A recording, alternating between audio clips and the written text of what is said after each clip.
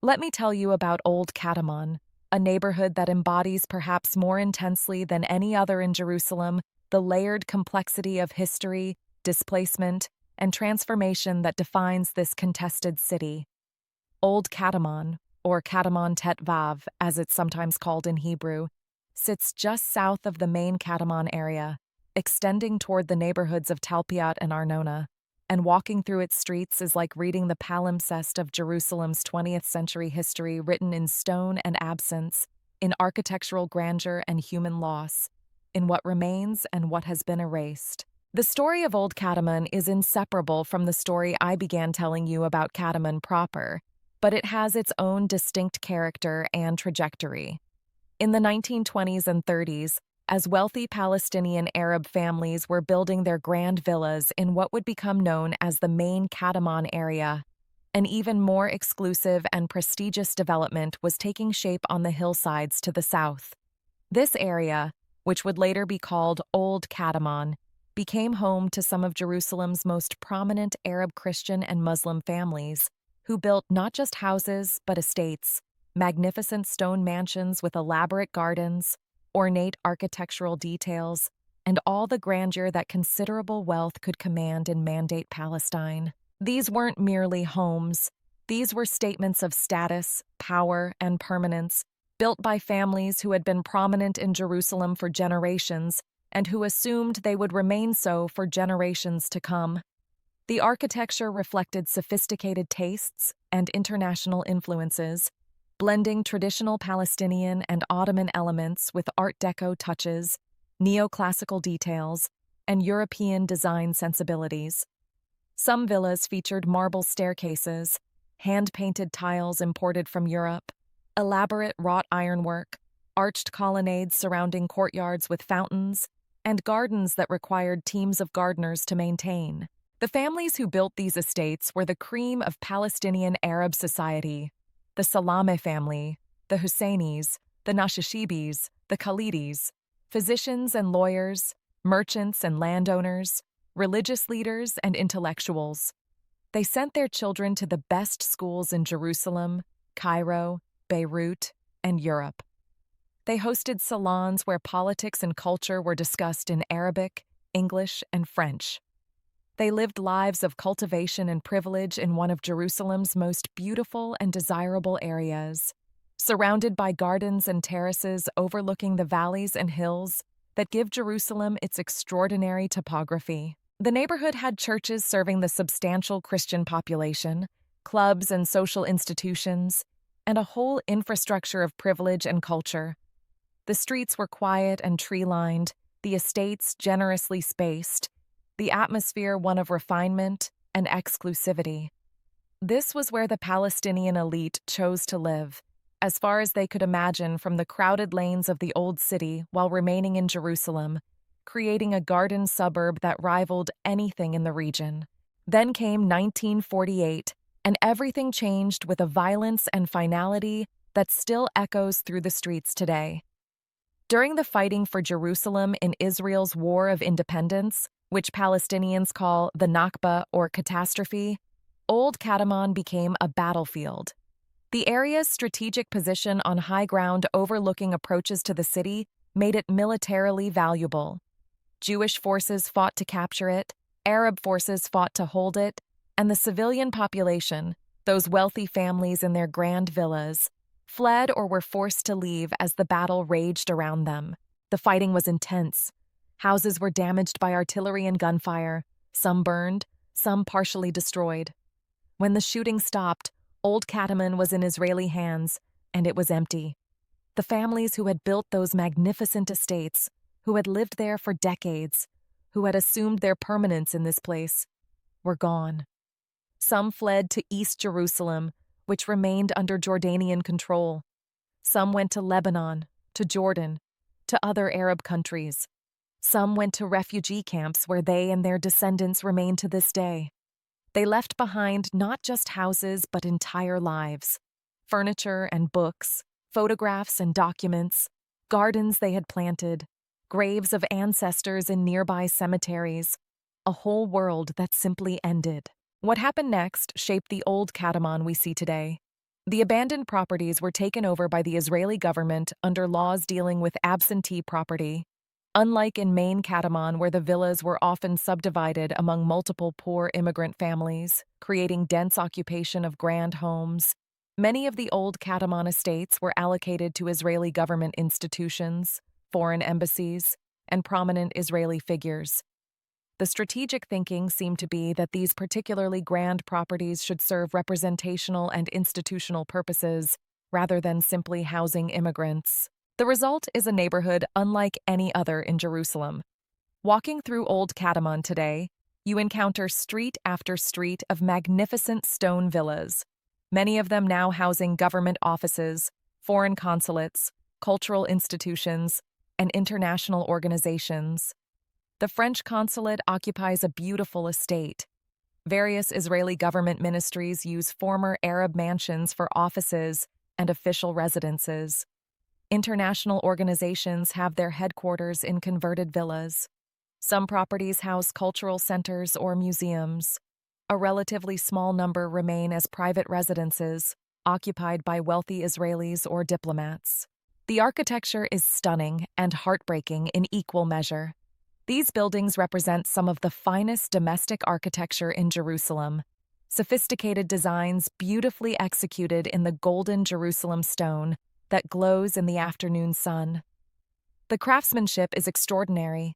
Stone arches perfectly proportioned, decorative elements carved with skill and care, ironwork forged by master craftsmen, tiles and mosaics created by artists. Many buildings retain original details, architectural elements that speak to the wealth and taste of those who commissioned them. But there's also a quality of frozen time, of interrupted lives. You see Arabic inscriptions on some buildings, family names or Quranic verses or dates of construction, marking these as Arab creations even as they now serve Israeli purposes. You see architectural styles and decorative choices that reflect Palestinian and broader Arab aesthetic traditions rather than European Jewish influences.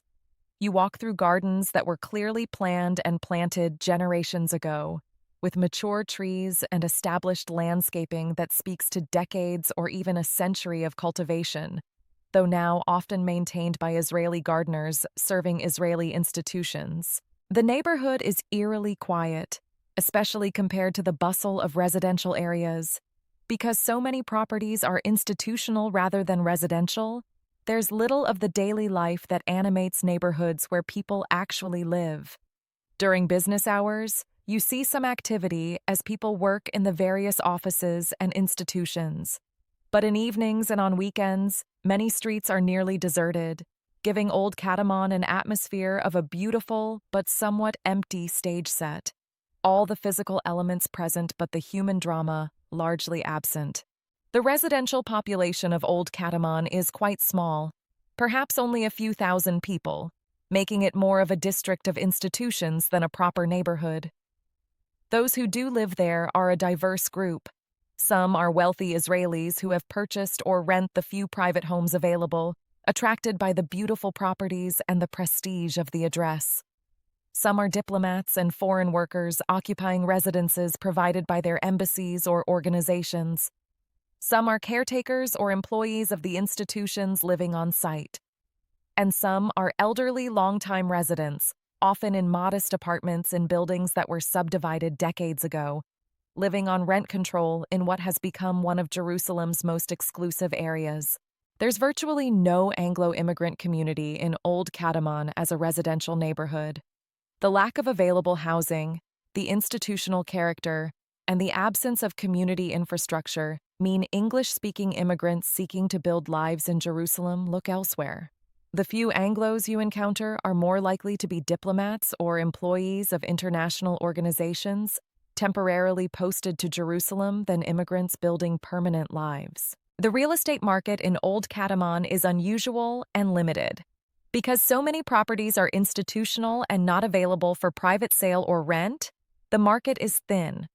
When private homes do become available, prices are astronomical, often reaching the highest levels in Jerusalem. A magnificent villa, if you could find one for sale, might command 20 to 40 million shekels or more, $6 to $12 million, putting it beyond all but the wealthiest buyers. Even apartments in the few residential buildings command premium prices, often matching or exceeding those in Rehavia or the German colony. But these transactions are rare. The market is characterized more by its absence than its activity. Properties change hands infrequently, institutional control remains stable, and the neighborhood's character as a preserve of embassies and government offices continues decade after decade. The architecture itself tells multiple stories simultaneously. There are buildings that have been beautifully maintained, their stone cleaned and repaired, their gardens professionally landscaped, their interiors updated with climate control and modern systems while preserving historic details. The French consulate, for instance, maintains its property impeccably, and various government institutions keep their buildings in excellent condition, seeing them as representing Israeli prestige and permanence. But there are also buildings showing signs of neglect or inappropriate use. Some have been altered in ways that compromise their architectural integrity, with additions or modifications that clash with original design. Some sit partly empty, maintained minimally, their potential unrealized. Some gardens have been paved over for parking, ornate gates removed for security reasons, original features lost to changing needs and priorities. The streets of Old Katamon are quiet and often empty in ways that would be impossible in a truly residential neighborhood.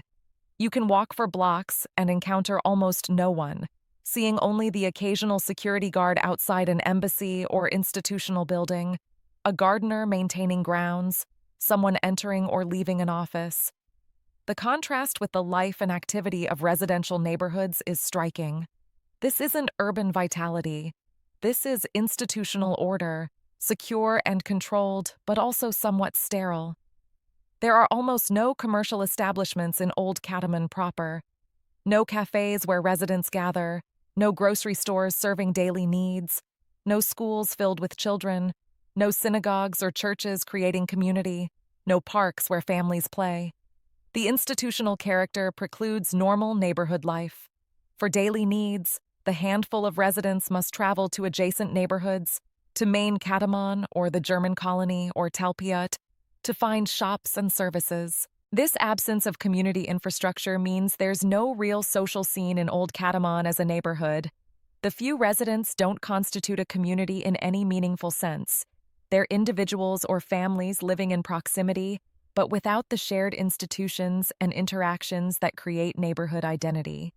Diplomats socialize within diplomatic circles, wealthy private residents within their own networks, and the various populations sharing the geography rarely intersect. Education is not a factor in Old Katamon because there are essentially no families with children living there as a residential community. The few children who do live in the neighborhood attend schools elsewhere, their educational choices shaped by family background and preferences rather than neighborhood infrastructure. Religious life is similarly absent. There are no synagogues in Old Katamon serving a residential community because there's no substantial residential community to serve. Religious residents attend synagogues in adjacent neighborhoods. The historic churches that served the Palestinian Christian population before 1948 are gone or repurposed. The congregations that filled them scattered to refugee camps and distant countries. Transportation through Old Katamon is straightforward, with buses running on main roads that border or traverse the area. But there's little need for robust public transportation serving a residential population that barely exists. Those who work in the various institutions generally arrive by car, parking in the ample spaces that institutional properties provide. The quiet streets see little traffic, making Old Katamon easy to navigate, but also contributing to the empty atmosphere. The question of what Old Katamon represents is complex and contested.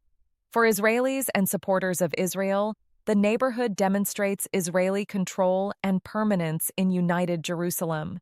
The presence of government institutions and foreign embassies in these beautiful historic buildings normalizes Israeli sovereignty, making it visible and institutional.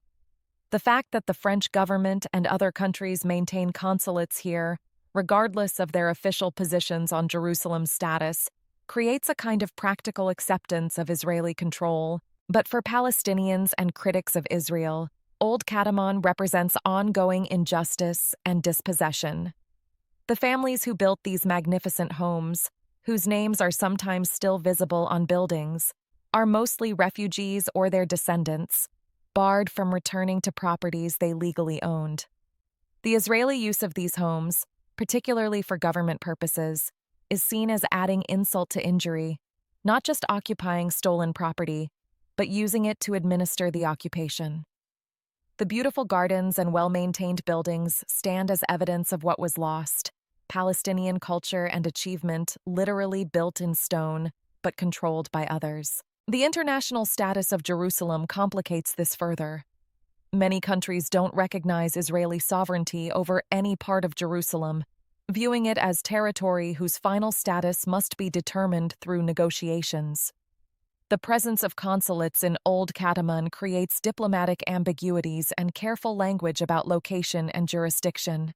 The institutions that occupy these buildings often navigate complex political realities, present in Jerusalem, but officially not endorsing any particular claim to sovereignty. Walking through Old Katamon, you feel this layered complexity in almost physical form. The beauty of the architecture is undeniable. These are magnificent buildings that represent significant artistic and cultural achievement. But the absence of the people who created that beauty, the emptiness of streets that should be filled with life, creates a melancholy atmosphere. It's like walking through a museum of displacement, where every building tells a story of interrupted lives and contested claims.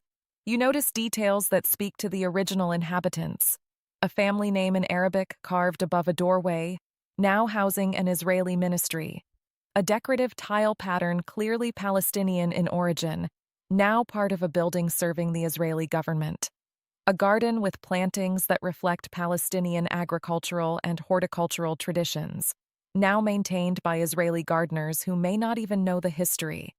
These details survive as ghostly presences, evidence of what was but no longer is. The neighborhood also reflects the different approaches Israel has taken to abandoned Arab property over the decades.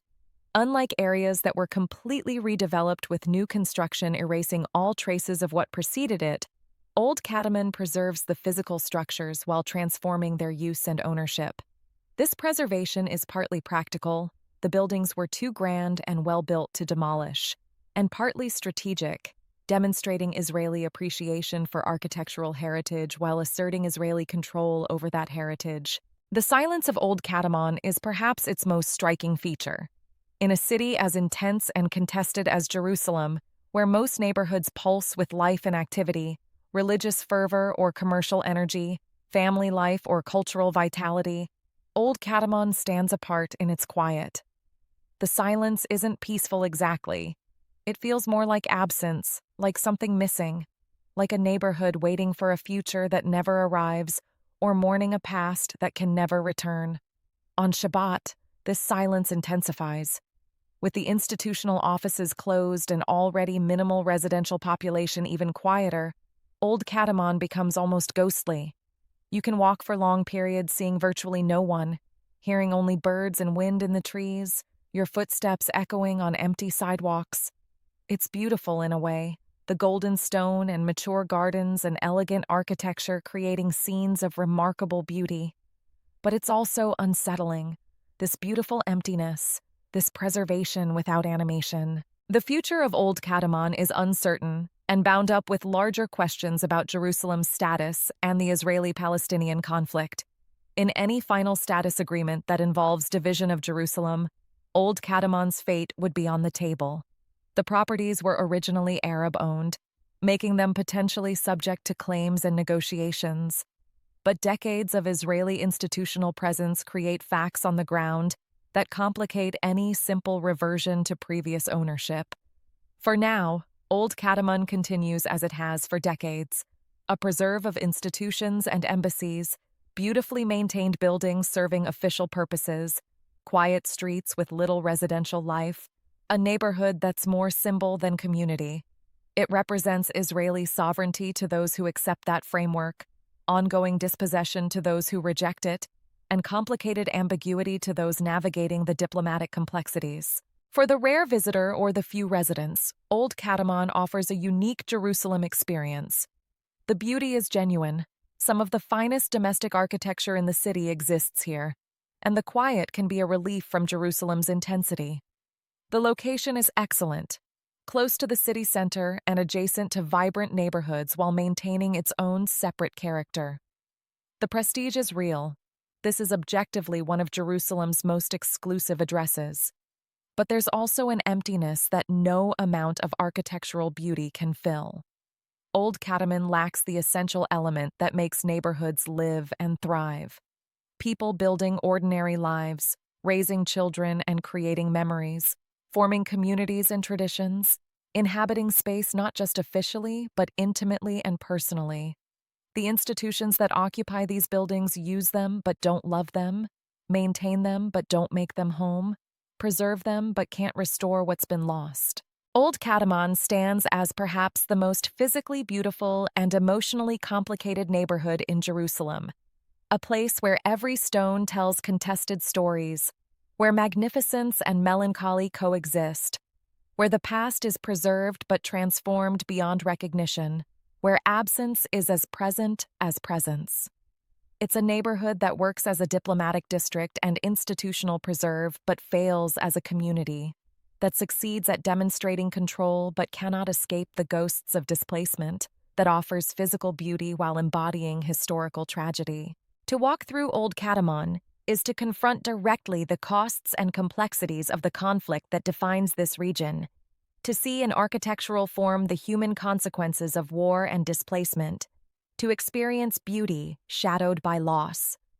It's a neighborhood that asks difficult questions about justice and history, ownership and belonging, preservation and transformation. And it offers no easy answers, standing instead as evidence that in Jerusalem, perhaps more than anywhere else on earth, the past is never truly past. History is never simply history, and the stones themselves bear witness to stories that remain unresolved and deeply, painfully contested.